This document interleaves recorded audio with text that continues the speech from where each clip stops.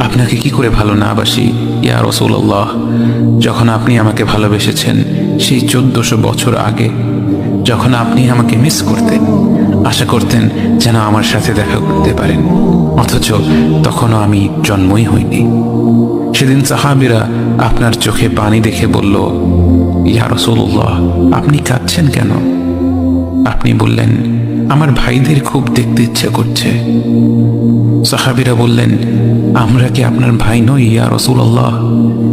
আপনি বললেন, না, তোমরা আমার সাহাবী। আমার ভাই হলো তারা যারা আমার পরে আসবে এবং আমাকে কখনো না দেখেও তারা আমাকে বিশ্বাস করবে।